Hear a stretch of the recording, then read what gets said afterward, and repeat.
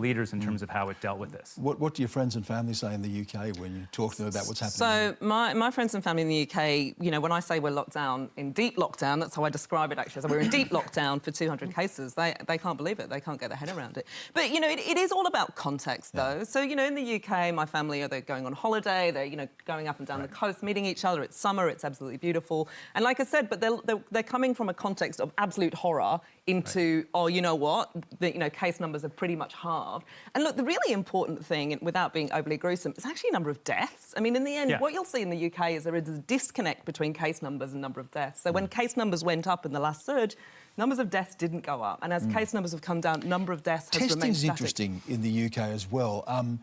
Fewer people getting tested? So and testing why? has dropped, but one thing to make clear, testing has dropped, but not as much as cases have, OK? So cases have dropped massively and testing has dropped a certain amount. Look, testing has dropped because if you think about it, if you're double vaccinated, and pretty much everyone you know is double vaccinated or has had COVID, because that's the other thing the UK has. So when you look at the UK, they estimate that 90% of people in the UK have antibodies, even though only 60% have been vaccinated because of that herd immunity, turn left, lockdown, go into vaccine. So look, if you're double vaccinated and summer's coming and you have minor symptoms, you know, and your grandmother and all the people around you have been vaccinated, if you go and get tested, you've then got to isolate for 2 weeks. You've just come out of a long period of isolation. I can see Eric shaking his head. I just called Eric out the corner of my eye. He's shaking his head absolutely. Eric, at I'm this. not advocating it. I'm saying that's what's happening, though, if you know what I mean. I'm not saying people should do that. I think if people are ill, they should go and get tested and they should do it. But that is actually what's happening because people have been in lockdown for 12 months and they're like,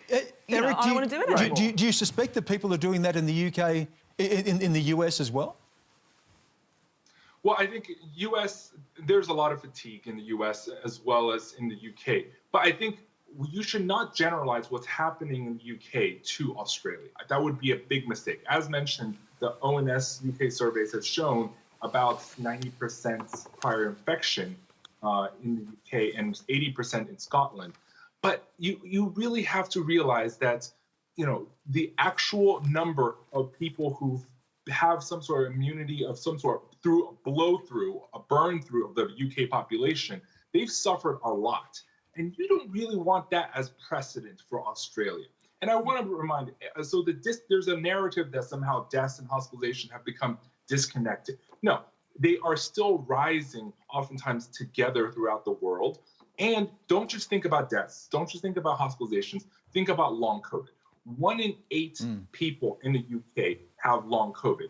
And 1 in 12 children will suffer long COVID. And 1% of those currently infected children actually get hospitalized in the UK. That is not a statistic that we want to live with. In the US, it's the number of hospitalizations are absolutely surging astronomically. And this is even in highly vaccinated parts of the US where we have 60, 70% vaccinated.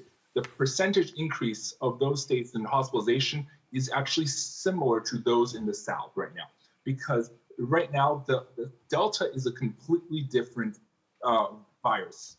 It's a pandemic 2.0 virus. So whatever we did last year that seemed to work well, discount them.